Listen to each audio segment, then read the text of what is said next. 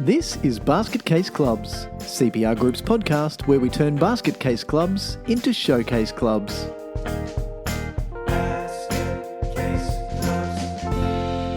Good evening and welcome to another episode of Basket Case Clubs, where we try and tell stories about how we've taken some real basket cases and turned them into showcases. And joining me tonight is Steve Connolly. Steve, g'day. G'day, Mick. How you doing? I'm doing fantastic. I've got to tell you, though, I'm a little bit chocolated out. This coronavirus thing may be stopping us getting out to play sport, but it didn't stop the bloody Easter Bunny from dropping a whole heap of nuggets in my freaking house. Yep. It's not all bad. It's At not least all it's bad. sorted for the next few weeks. Yeah. And, you know, there are worse things to be doing than chowing down on chocolate, but I don't eat a lot of chocolate, but we found all of this, the Easter Bunny found all of this really good dark chocolate, like the big lint bunnies. Now, the lint bunnies are about 8 centimeters tall and they're 100 grams. And there are other 100-gram bunnies that are like 15 centimeters tall. So there's just so much chocolate. They're so thick and dense and heavy and cocoa-y and melty in your mouthy with a nice glass of red. So there's been a bit too much chocolate in my house. Yeah, that is the problem, that it goes so well with red wine. Yep. Yeah. Sorry, It makes it easier to consume more of both, yes. Yeah, a bit too much chocolate in my mouth. It was funny, for those of you who missed, I think it was about a week ago or so, in one of the webinars where Steve was talking, he said something really funny, and I haven't talked to him about this, so you can enjoy it with us. He said something like, yeah, we love our constitutions. We really get off on doing constitutions. And my poor wife has gone, you got to tell him not to say we get off doing constitutions. So I hope you've listened. Oh, dear me. Maybe I should have listened back to it. But we do love constitutions. There's no two ways about it. And I believe I then went on to tell the story about the fact that every time I leave the office to hold a meeting with a club with which we're working on a constitution review, I literally bounce out of the office down the hallway and have a big smile on my face, and people all kind of look at each other and say, God, that guy really needs to get alive. He's getting off on constitutions again. Have you found, though, every now and again you'll be with a group and working on a constitution and you find a kindred spirit? Do you find that? Yeah. It's amazing. Typically they're a lot older than me, though. Yeah, okay. Demographically speaking, that's a reasonable comment to make. However, it's not the only way. There are some that are younger than the older people who don't know that they're God, that's diplomatic of you. Very diplomatic, Mick.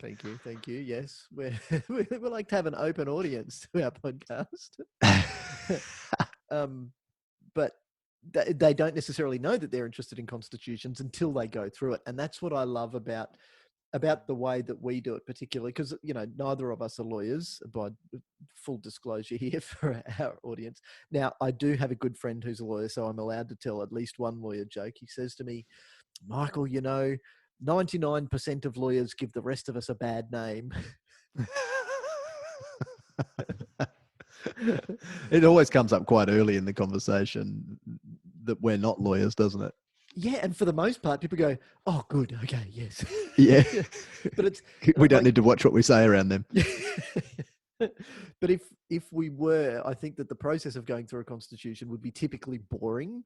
But the way that why I enjoy it so much is because we take people on a journey with us. So we do a constitution, but we're not doing it for a group. We're really doing it with the group. And as you go through it, like the stuff we'll talk about now, you learn so much about the practical application of the crap that resides in your constitution.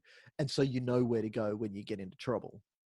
Yeah, and everything hinges off having a sound constitution. We've seen so many clubs held back by a constitution that was written so long ago that it doesn't reflect their current operations and the way that they make decisions and the way that they operate on a day-to-day basis, that it's really frustrating when this club wants to progress, but they can't because their constitution says they've got to have a 12-member management committee, for Yeah, example. And for that reason, we often suggest that the constitution for a club that has a bunch of people on the management committee that really want to turn things around and fix up some glaring governance issues and get the club on the straight and narrow for the long term, that the constitution is a really, really good place to start. it is. So And I hence talk why we're about, talking about them tonight. yeah, and I talk about governance generally as being a wheel, or the governance is kind of the hub of a wheel, and there are lots of spokes. And the spokes are things like, how do we do our asset management? How do we do our risk management? How do we do our member protection? All of those are the spokes of the wheel, and there's lots of them. They're all elements of governance, but the hierarchical document that sits above them all is the constitution.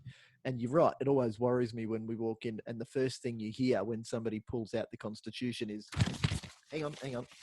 Yeah. This mountain of dust blows off it. The dusty old Bats flying out of the cupboard. Yep. that you don't eat them raw. Thank you. This dusty old document that nobody's been through, and then they wonder why they get into strife at Yep. meetings or when they actually have to put it into practice. So why don't you kick off, Steve? Why don't you tell us how you've seen constitutions be the root of all evil in causing problems in clubs? Oh, well, firstly, the document being misinterpreted, I think, is a huge issue. And it's fascinating, even when we'll be sitting there, like you say, during the initial meeting at which we're, dusting off their old constitution and starting to delve into the ins and outs of how they want to operate, and therefore what they want their constitution to look like once we've written a new one with them.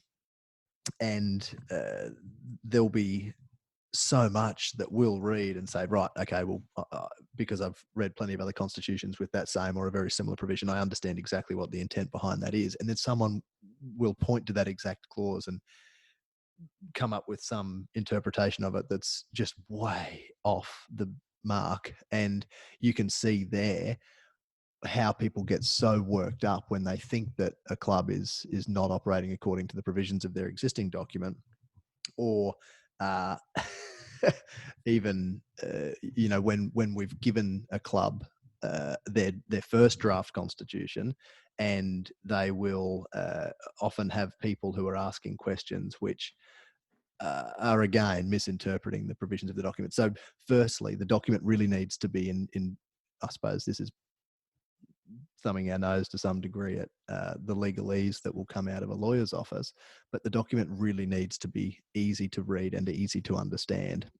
We might come back later in the discussion to the point of being easy to navigate, but I see misinterpretation as a really key underlying issue with almost in almost every constitution review project that we do.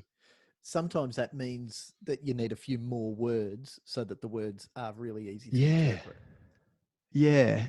And however, that needs to be balanced with retaining the right amount of flexibility in a constitution so that we don't hamstring the future custodians of the club. So that example, that we see quite often, where a constitution will stipulate that the management committee comprises a president, a secretary, a treasurer, registrar, canteen convener, fundraising coordinator, Media and person, any number of person, grants yep, person, all sweeper those of the other floors. operational positions that we know and a growing number of volunteers in clubs know shouldn't be on the management committee because they're operational positions, and we should just give those people those jobs and give them a degree of delegated authority to go and do a good job in that area and not expect them to come along to management committee meetings. Okay, so maybe this is a good time to get into the separation of governance and operations discussion, because we've got to be careful in how the stuff that we say gets interpreted. And you and I have discussed before people who have misinterpreted the stuff that we talk about and then broken their club, or at least broken their relationship with the club. So Mm. in what you're saying, what you're getting at is that there is a role for people on a management committee, and that role is strategic, and it is oversight, and it is governance, and it, to a certain extent, for some people, is just not what they want to do because it involves paperwork and compliance, Yeah. and that's the job of a committee. Sitting in meetings. Yeah, but so long as the meetings are good, just go back to a previous podcast. Mm. If you then try and have the same group of volunteers go and do all of the doing, then what will happen is the doing will get done, because the doing is the squeaky wheel. When the corner posts aren't out on a soccer field, or when the goalpost pads aren't on a rugby league field, everyone knows that. And so somebody has to do it. And unfortunately, the somebody that it typically falls to is somebody who's already busy.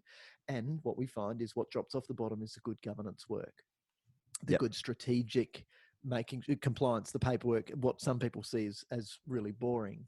So by no means in this discussion do I mean that governance is more important, is the be all and end all for an organization, for any sort of organization. It just isn't true. That would be like saying in business your sales and marketing team is worthless compared to your CFO and your CEO.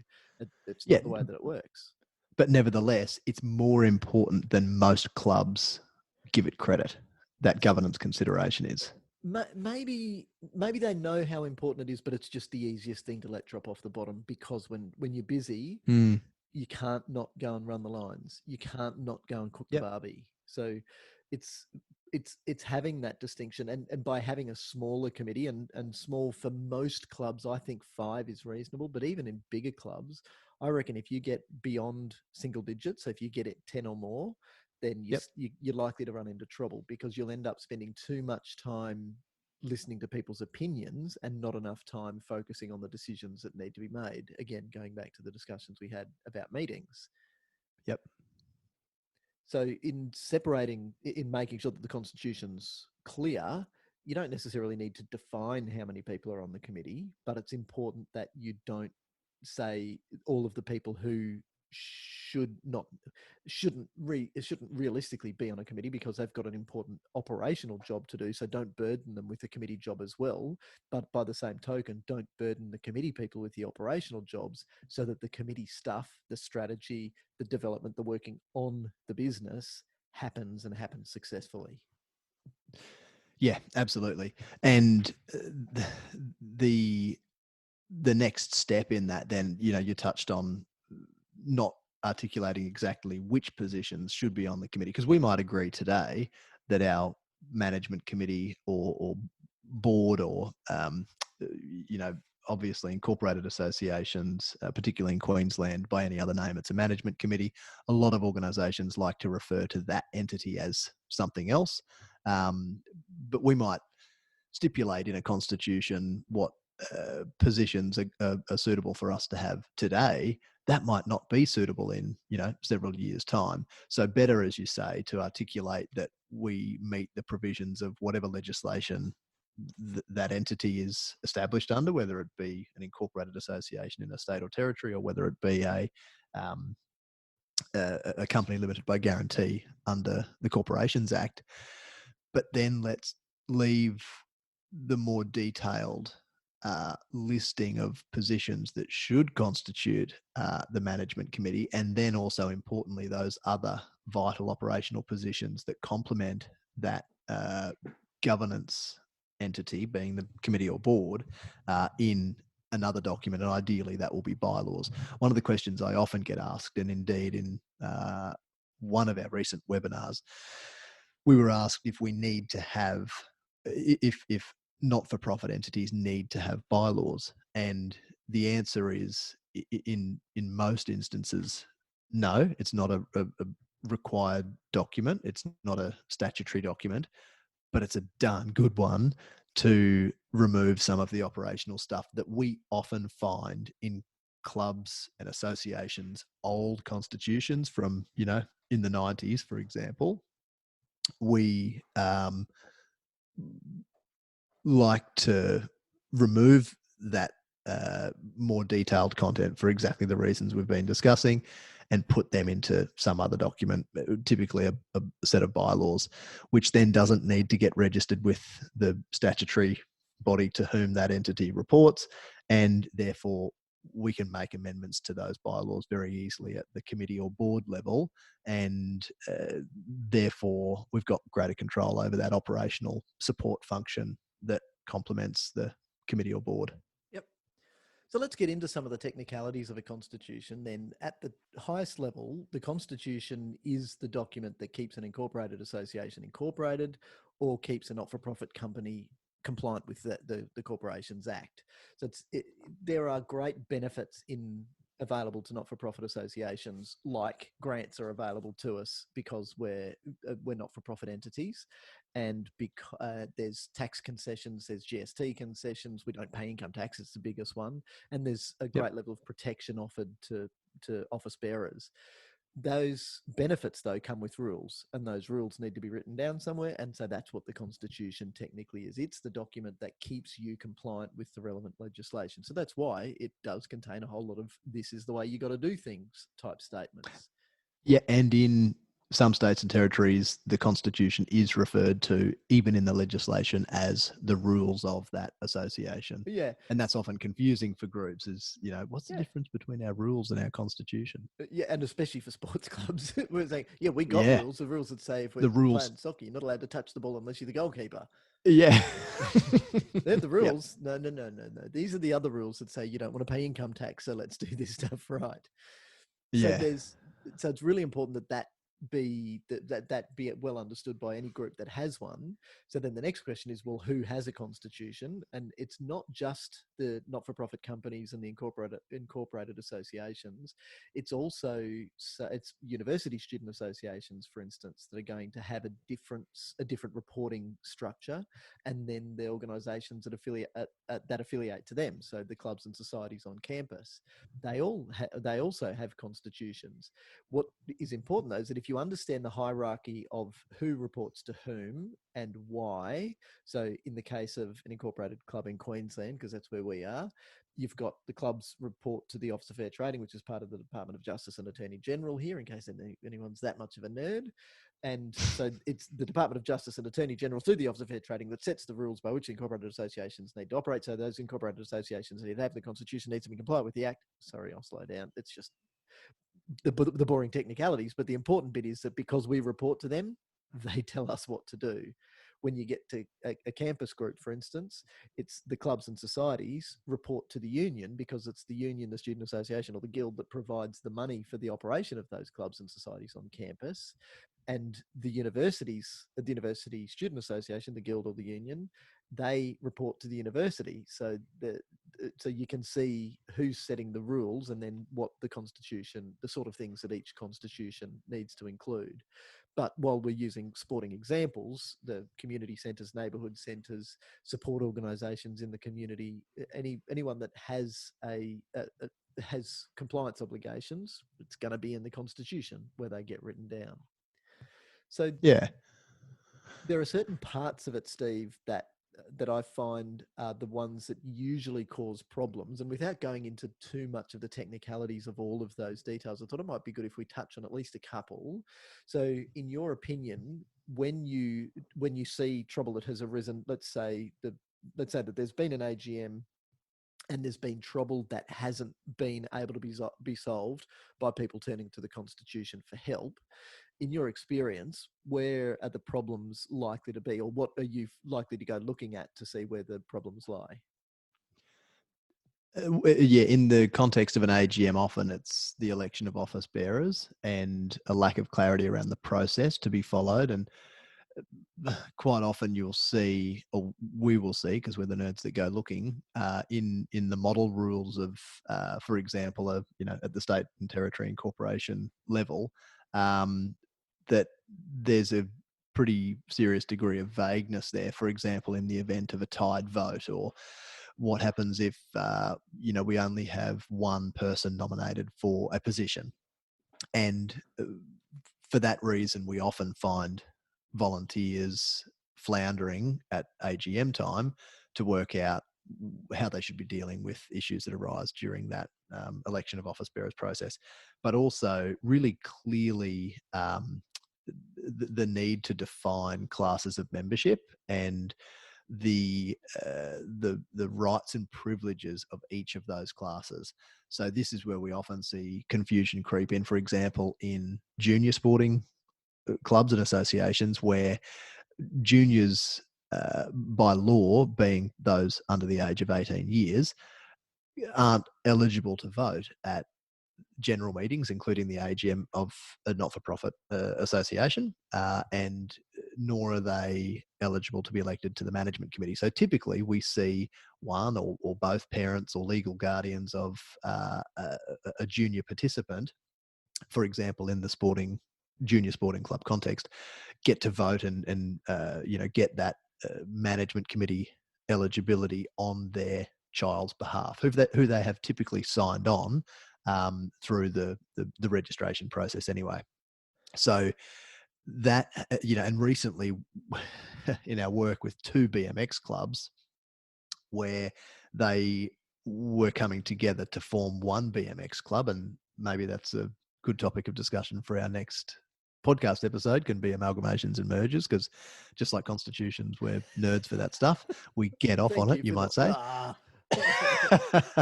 So nevertheless, these 2 clubs, according to the provisions of the legislation, both needed to have general meetings and needed to come together and agree to a certain set of special resolutions. And in the lead up to their AGMs, it became apparent that the way that each of those clubs have been doing this voting stuff at their general meetings, and in most cases that's just their AGM each year, was quite different in terms of their acknowledgement of parents, and whether one family might get a vote at one club, whereas if there are multiple adults, all ordinary members at the other club, they all got to vote.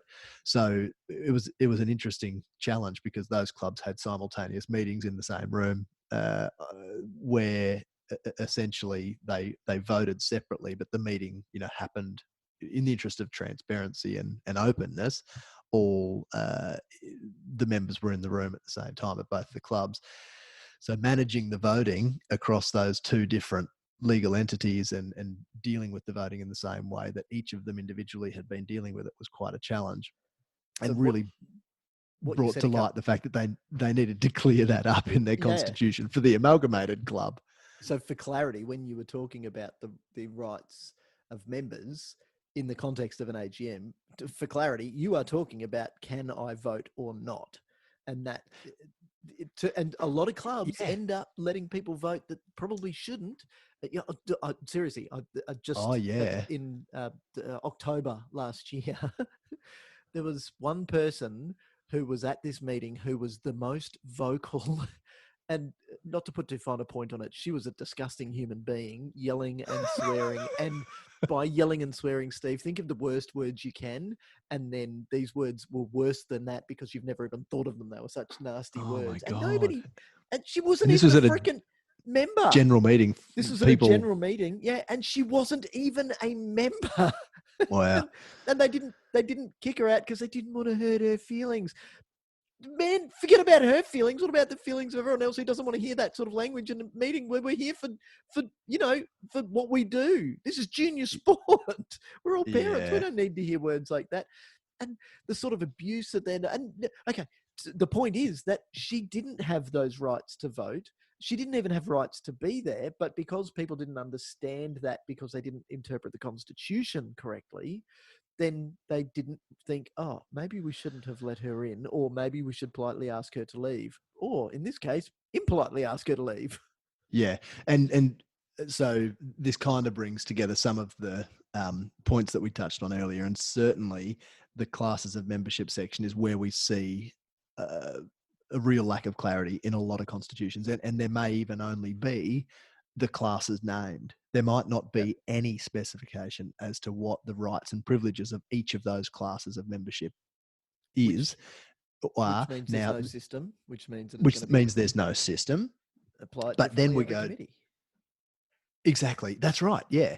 But then we go to the other end of the spectrum, and the worst offenders for this are probably golf clubs, where we see a huge long list of Sorry, are we talking classes of demographics membership. again? Yeah, gosh, I'm getting in trouble here, aren't I? But if we focus for a moment on golf clubs, typically they've got this huge long list of classes of membership, and in there, so to just quickly go back to your point where you said, to clarify that comment of mine about rights and privileges is really who can vote at a general meeting, and if their membership fees, should there be any due, be paid up to date, and who is eligible for election to the management committee. Who can play golf on which day of the week shouldn't be in a constitution. Who can play golf more cheaply than another person because they live 200 kilometers away from the club shouldn't be in a constitution. But we see that in the vast majority of golf club constitutions that have been around for I shouldn't laugh at those sorts of comments because I know that they exist and I know that they were put into a constitution with the best of intentions. Yes. You can't run a good business on good intentions, man. You've got to run a good business on good business sense. So it makes good business sense to separate golf, in this case, being the operations, from the fact that somebody's got to pay for the insurance, somebody's got to organise the fertiliser, the pesticide, the herbicide, and the water and the electricity and the grounds maintenance work that has to happen every day. Somebody's got to program that and make sure that we've got the finances to support our business operation doing that and have enough money in the bank to ride out something like, oh, gee, I don't know, 5 months of shutdown because of a bloody pandemic.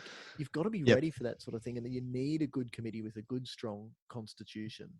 So maybe, just quickly, sorry, maybe non-golfers are the best people to sit on that board. And I'm going to really unashamedly pick on football. Well, let's pick on football for a moment here, as in the round ball code of the game. So for most Australians, probably still soccer, because the national team is still the Socceroos. yeah, Footballeroos doesn't have the same ring to it. That's a sport that's been plagued by, people who might have been really good at the game, but aren't very good at business, and certainly aren't very good at running clubs. And when you don't separate the governance from the operations, you end up with a football club, not a good business. With a football club. That's right. With a football club. Oh, we're going to lose friends. Seriously, football people, you are our friends. Steve. And most of them are going to agree with us. Yeah, but you should admit you played a lot of football and you're quite a couple of absolutely. Yeah, that's right. That's my little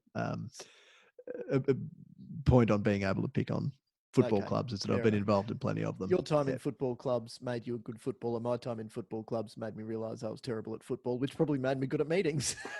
Yeah. And now I spend more time in golf clubs for constitution reviews than I've ever playing golf. So one of the things I find interesting is when I watch the movie The Matrix and they're sitting in the Nebuchadnezzar and they're watching the little green things on the screen like that, and they can look at that screen and it's just symbols and characters. Makes sense. See a glitch, and they can see it. They can actually see what's going on.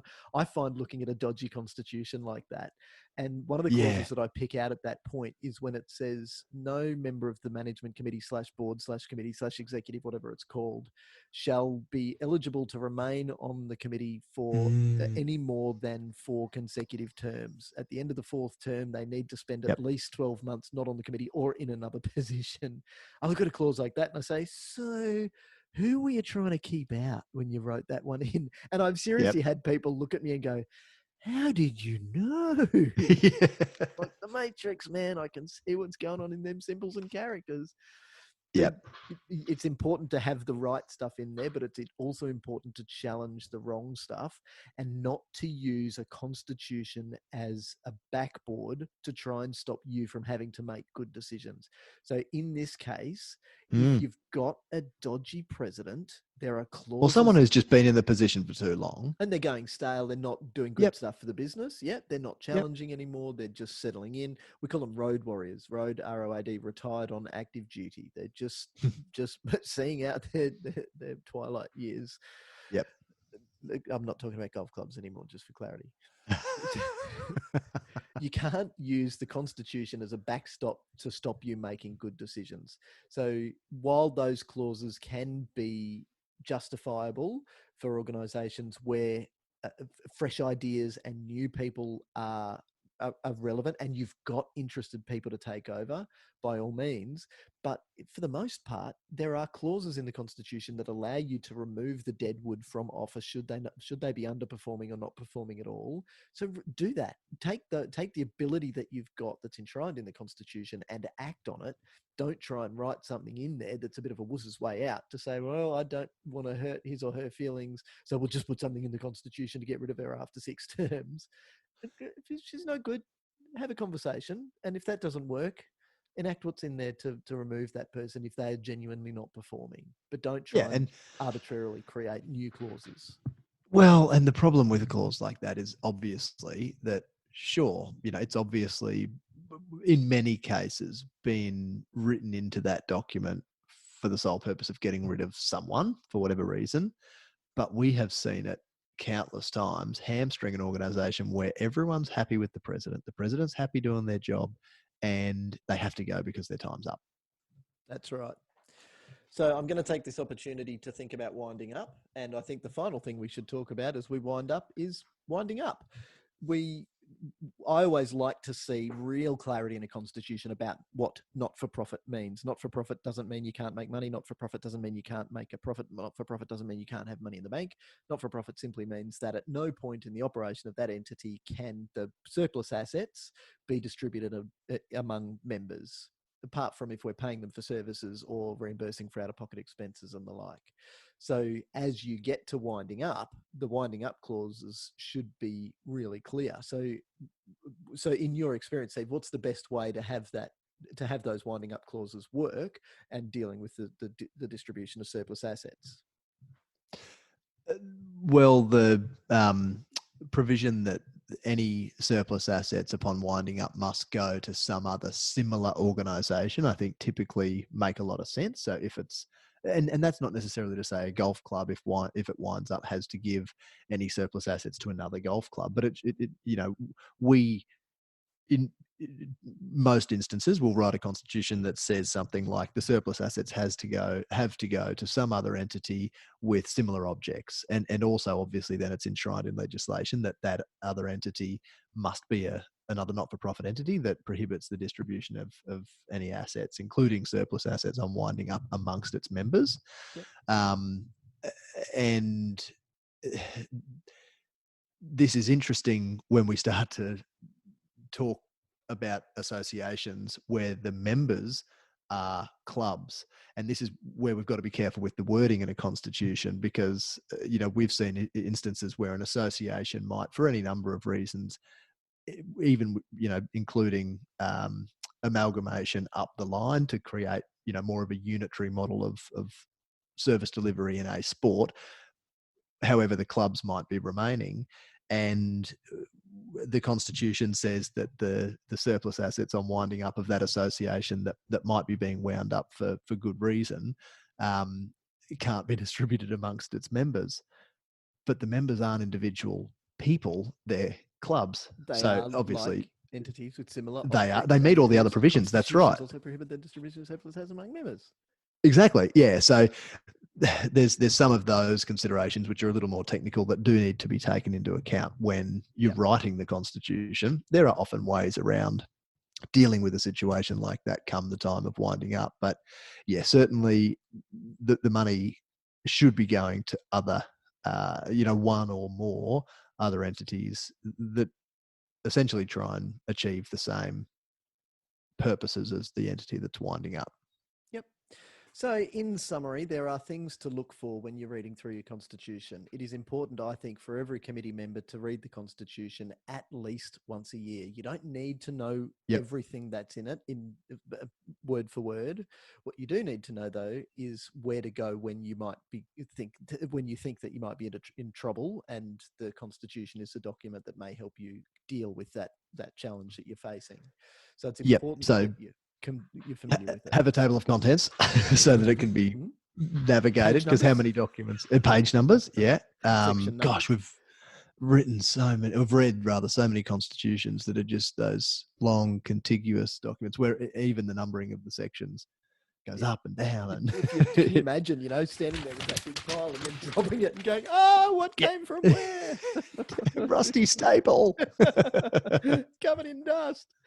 So, yeah. And as you're reading through it, particularly if it's an old one, go straight to the classes of membership. Make sure that it's clear who can vote. Have a look at the voting procedures at the AGM. Have a look at the objects at the start. Why do you exist? Are they still right? Does it actually tell the story of your business in the 21st century? And go and have a look at making sure that you do have clauses in there that deal with things like winding up. We could probably spend a day, not an episode, talking about constitution. Well, you and I could. We'd probably be able to do it under wet cement as well, because we get off on this stuff, Steve.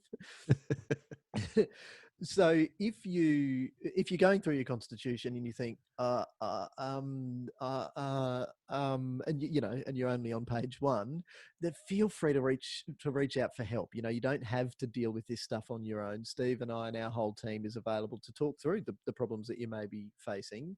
And sometimes there's a really easy solution, and sometimes there's an opportunity for us to work together to help you resolve that. But the main part of the way that we do this, and I'm very happy to share this with the world, is that it's not just writing a constitution. And this is how your understanding of your constitution should be. It's all about knowing how to apply the constitution in everyday life. And the constitution should be there to support you in your operations. You shouldn't be changing your operations to deal with a 1969 constitution that's covered in dust and rusty staples. Yeah, and I love those aha moments, and you will have heard me make that comment during the webinar as well. And most of those aha moments that we see dawn on volunteers is during a discussion around a constitution, and they say, "Oh, hold on, we've got the power to reject an application for membership from someone who is a real troublemaker." And we know that they've been a troublemaker for 5 years. So, the education component that comes with that opportunity to end up with a shiny new constitution that's, reflective of a club's current operations and meets all the provisions of the legislation is great. But that education is so empowering, and it, in every single case, builds the confidence of the volunteer management committee to do a better job of governing the club, but also ensures that they're able to answer questions more confidently and deal with member issues far quicker as well, because that toing and froing that inevitably arises when a member challenges a committee on that member who's been around forever and knows the Constitution inside out because they wrote it back in 1986, can cause real angst for a management committee. So it's really empowering, like I say, for a committee to go through that process and build their confidence to understand and interpret that document. So ensure the document has clear language, retain a certain suitable degree of flexibility in that constitution so that it can be complemented by bylaws.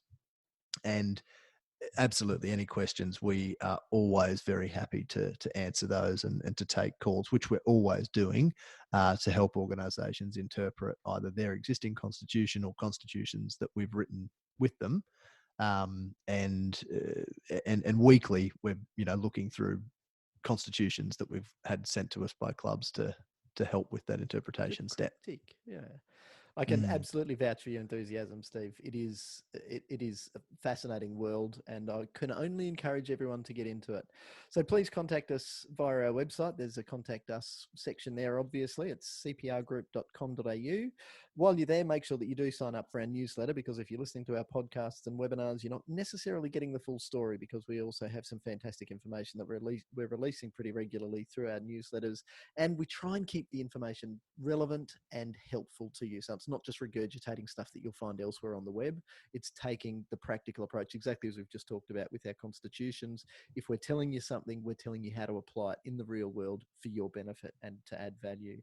Of course, follow us on social media. We've got some good stuff going up on Facebook, LinkedIn, and Instagram. And if there's any questions that you've got or you do want to share something with us, info@cprgroup.com.au will get straight to us. Steve, it's been wonderful talking. Oh, it's always wonderful talking about constitutions, but there's no one I'd rather talk about constitutions with more than you, Steve. So see, you get off on them too. Thank you for joining me tonight. Hey, also, now it's been a few episodes. We need to tell people if they're listening to their podcasts through Apple to give us 5 stars. Good idea. Good idea. Well, they can give us good ratings anywhere they're listening to us. As long as... Absolutely. Of course we're worth it. Just ask us. Yep. Yeah. Bloody oath. And we'll be back next week where let's talk amalgamations and mergers. I reckon that's a darn tootin' good idea. Because we get off on that as well. Steve, absolutely a pleasure again. Look forward to catching up with you again next week. Look forward to it. Good night. Yeah.